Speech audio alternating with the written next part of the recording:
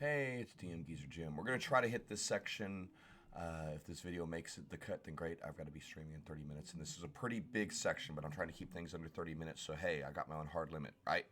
Next up, Chapter 3 in Reading the 2024 Dungeon Master's Guide. Chapter 3 Toolbox is a pretty thick section, non-player characters.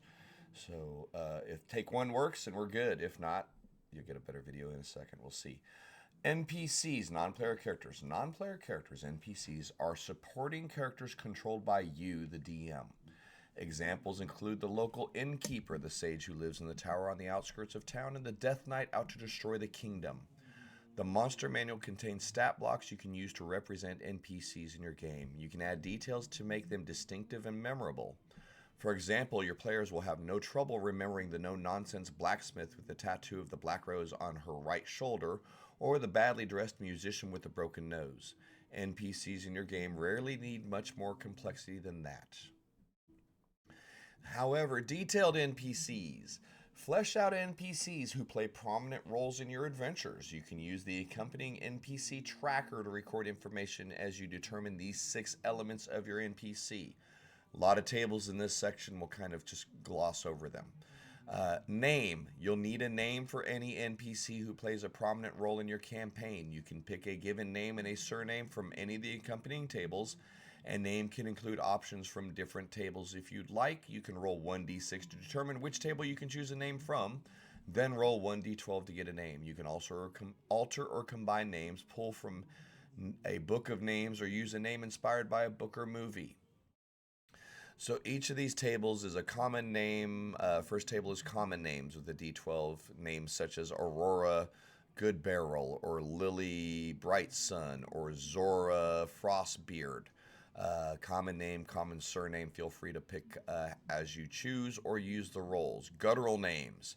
Grovis Gruthok, or Hakram Vrakir, or Varka Jarzok, your Orcish, your Klingon type names if you wanted to go guttural. Lyrical names. Netheria Meliam, Umarion Arvanis, or we go with Jasael Snowmantle, Valissa Summerbreeze. Monosyllabic names. Creel Dusk, Glim Ku, Ruck Holg. Sinister names. Axis Killraven, Scandal Doom Whisper, Grinnis Hellstrike. Whimsical names such as Cricket Tallgrass or Pumpkin Borogrove. There's 6 different tables, each with different styles, and you can roll randomly or you can use these for inspiration. It's a good source if you're stumbling through names. It's not a bad set of tables to have. We're not going to go through every single name combo. It would take us way too long for this video, but not a bad resource when you're running. Pro tip, I use hockey rosters. When in doubt, go to the NHL, pick one of the teams, any league, pick a roster, and you can have all kinds of names to play with as well. So anyway, sorry. Stat blocks. Choose a stat block from the monster manual to represent the NPC's game statistics. You don't need to do this if you don't expect the NPC to engage in combat or use any special abilities such as casting spells. You can customize the stat block using the guidelines under creating a creature earlier in this chapter to better reflect the NPC you have in mind. Next is alignment. Choose the NPC's alignment, which can help you sketch the outlines of an NPC's behavior and personality. See the player's handbook and alignment in this chapter for more information on this. Personality. With the NPC's alignment and ability scores as a starting point, use the guidelines in the player's handbook to pick a few words that describe the NPC's personality. You can choose or randomly determine one personality trait associated with each element of the NPC's alignment or with the NPC's highest and lowest ability scores and combine them to inspire a persona. For example, if you find the adventurer is unexpectedly arguing with a lawful neutral guard, you might create a cooperative but laconic guard who's happy to help the adventurers but speaks curtly, hoping to end the conversation as quickly as possible. Or looking at the imp stat block in the player's handbook and noting its highest ability is dexterity and its lowest is strength, you describe that the little devil is fidgety and direct, constantly on the move and talking in circles to get to the point. Appearance. Briefly describe the NPC's most distinctive physical feature. You can start with the basics: skin, hair, and eye colors, as well as the NPC's species. The NPC appearance table can also help you identify one or two things that stand out about the character's appearance. A couple different tables. You have the appearance table. It's got 1d12 features such as distinctive jewelry or a pronounced scar, unusual eye colors, flamboyant, outlandish, formal, or ragged clothing, extreme levels of clothing, unusual hair color or being bald, a distinctive posture, exceptionally beautiful or astoundingly ugly, for example. The secret. Describe a secret that the NPC is trying to hide or protect. If necessary, you have an NPCs in disguise concealing their identity or some aspect of their appearance. The NPC or their family has been threatened with harm unless the NPC does something. The NPC feels responsible for someone's death or ill fortune. They're on the brink of financial ruin, or they nurse a powerful ambition. NPC tracker. This is simply a visual guide that a DM can use, that you can use to list out their name, what stat block are you referring, and what monster manual page is it on, any alterations you might make to the stat blocks, quick note about their alignments, their personalities, their appearances, and any secret/motivations that they may have.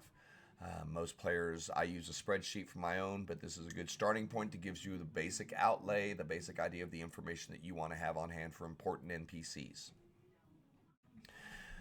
Keep in mind, this is for detailed NPCs. This isn't necessary for every shopkeeper, every horse stable worker, etc., etc. But recurring NPCs. NPCs who keep showing up over the course of a campaign build the sense that the world of the game is a living, breathing place. Whether these NPCs are allies, patrons, friends, or villains, they can deepen the player's investment in the world. You can use different stat blocks in the monster manual, perhaps with some tweaks, to reflect the same NPC at different times as they grow over the course of a campaign. For example, characters on their very first adventure might face a villain who uses the stat block of a mage apprentice, only to have that villain escape and return many adventurers later to haunt them as a mage.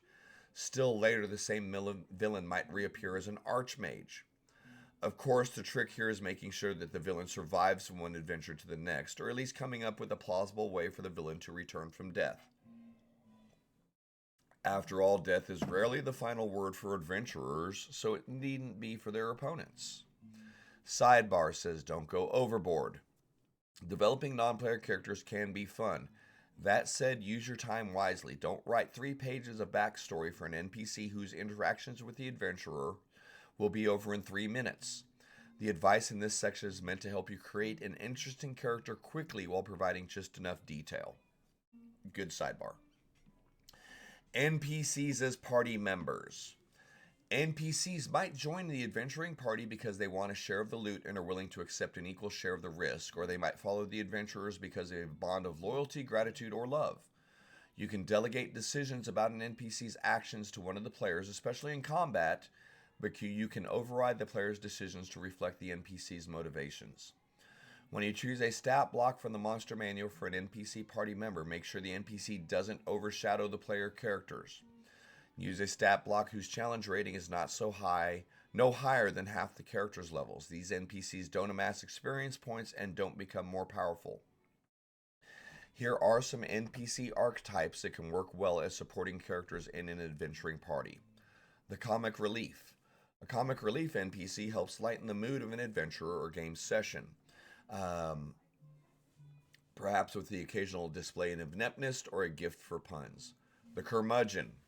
A curmudgeon NPC is quick to complain humorously about the characters' terrible choices and bad planning. You can occasionally use this NPC to suggest legitimate courses of action or to share insights. Dutiful assistant. A dutiful assistant NPC is good at carrying equipment and looking after the party's horses and other belongings. Such an NPC might be entirely devoted to their duty, or they might be using this easily overlooked position to pursue goals of their own. Milquetoast healer. Absent a healer of their own, the characters might love an NPC healer whose personality matters less than the healer's devotion to the party and the ability to cast cure wounds or revivify when needed.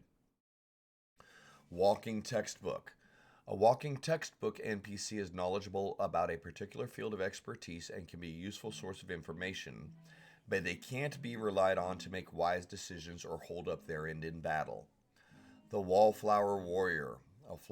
Wallflower Warrior NPC is good at fading into the background, doesn't usually chat or engage unless approached, and eagerly avoids the spotlight. Their primary purpose is to give monsters another target to attack. Even useful NPCs can slow down the game or overstay their welcome. Consider having NPC party members stick around for no more than a few game sessions or a single adventure before making their exit. NPCs can benefit from time away from the characters now and again. Next section is loyalty. Loyalty is an optional rule you can use to determine how far an NPC party member will go to protect or assist the characters, even those that the NPC don't particularly like. An NPC party member who is abused or ignored is likely to abandon or betray the party, whereas an NPC who owes a life debt to the character or shares their goals might fight to the death for them. You can simply decide on an NPC's loyalty, or you can track a loyalty score using the following rules. Loyalty scores. An NPC's loyalty is measured on a numerical scale from 0 to 20. The NPC's maximum loyalty score is equal to the highest charisma score among all the adventurers in the party, and its starting loyalty score is half that number. If the highest charisma score changes, perhaps a character dies or leaves the group, adjust the loyalty score accordingly. Tracking loyalty, keeping track of an NPC's loyalty score in secret so the characters don't know for sure whether an NPC party member is loyal or disloyal. An NPC's loyalty score increases by 1d4 if other party members help the NPC achieve a personal goal. Likewise, an NPC's loyalty score increases by 1d4 if the NPC is treated particularly well. For example, given a magic weapon as a gift, or rescued by another party member. An NPC's loyalty score can never be raised above its maximum. When other party members act in a manner that runs counter to the NPC's alignment or personality, reduce the NPC's loyalty score by 1d4. Reduce the NPC's loyalty score by 2d4 if the NPC is abused, misled, or endangered by other party members. For purely selfish reasons, a loyalty score can never drop below 0. The meaning of loyalty.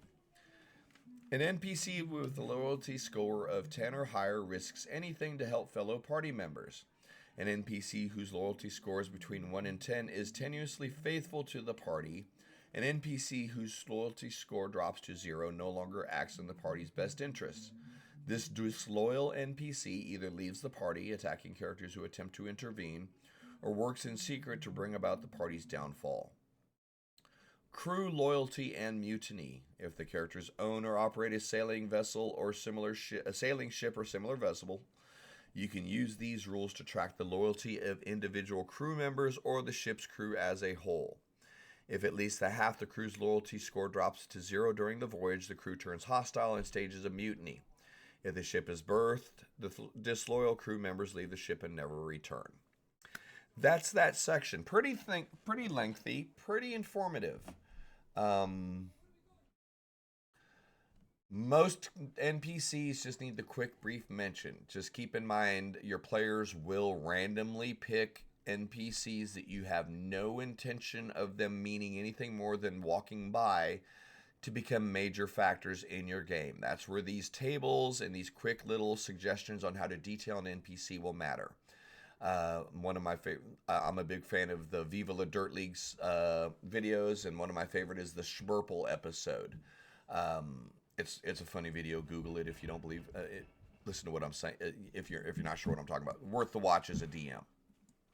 Your players will gravitate to the weird, unusual, they will act unpredictable in regards to which non-player characters become important to them. So you have to be adaptable. You have to be quick in designing characters and descriptions and personalities for your characters. And as a first-time DM, these tables can be very helpful in giving you names, giving you personas, giving you ideas, quick appearances, motivations to help guide their behavior. You don't need this for every single NPC, but you're going to need this for non-player characters that you didn't expect to matter to your party. Until you come up with a method to design your own NPCs, coming up with personalities, descriptions, and names on the fly, these tables are very, very useful for the detailed NPC stuff. Be ready to do it. Be ready to do it. Recurring NPCs are a thing. They're part of a campaign. Most published adventures, most of your campaign books, all of your campaign books will give you lists of non-player characters, their stat blocks, their personalities, their behaviors, motivations, and all of that. And using published modules, a lot of that is done for you. This section is giving you the brief bit of advice for when you start doing home brewing or you need to do something on the spot.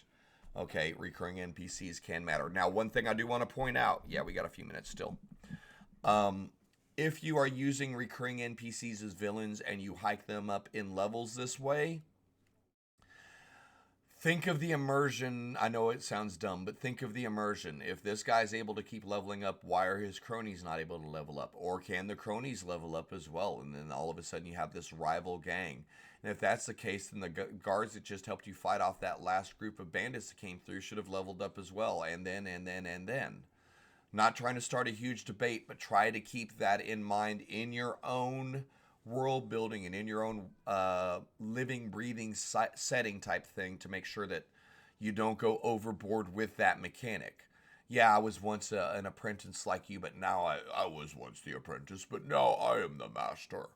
That can be fun for story building purposes, but it's got to happen in a pace that makes sense.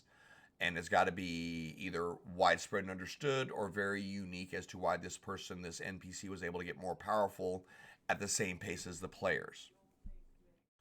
NPCs as party members is the last little bit of thing I'm going to talk about for a couple minutes, and then we'll end the video. Great advice. A lot of really good stuff given here for you, for a new Dungeon Master to build off of. The loyalty thing is a great way to start. It used to be called morale, loyalty, charisma saves, things like that can be useful. Now, you've got to make a decision pretty early on if you're going to let your players use their social skills to influence the behavior of NPC party members, or if you're going to give them a little bit more autonomy. Okay, the decisions that you make will set the theme going forward for your campaign and set the expectations forward. NPCs should not ever overshadow the party. Other than the briefest moments for story or that rescue moment where they show up, but they shouldn't have always been the, oh man, no, I've always been a level 20 paladin. I just, I liked caring for your horses and I didn't mind, being the butt of your jokes, but when push came to shove, I was here to save you all day long. You don't want to do those kind of things, but having some NPCs as part of a long-ranging campaign can help to pull them their bodies out of that TPK to facilitate the resurrection down the line, or they can take care of the mundane parts of logistics. Your players like having a traveling wagon train full of animals and pets and all of this. What happens when they go fight? Every griffin and wolf and snake in the world should be feasting on that caravan. Give them a couple NPCs to take care of the mundane stuff. Recurring NPCs don't have to be story driven. They don't have to be. They can provide assistance for your party. That can add to role play and can add to immersion without requiring a ton of bookkeeping on your party's behalf. Really good stuff. The walking textbook can remember a clue. Hey man, I know it's been a while, but it's taken me a little bit to work through this book, but I finally figured out what it means. Yeah, we did that yesterday. Shit. But one time he's going to have the answer that the party can need. You can have a lot of fun with the recurring NPCs. But we're going to go ahead and end the video there. This is the section on non-player characters. Some great tips for a new DM. Experienced DMs, you're going to have your own system for doing things. But new DMs, there's a lot of good information for you to keep in mind in using these. You don't have to do every one, but you got to be prepared for random events.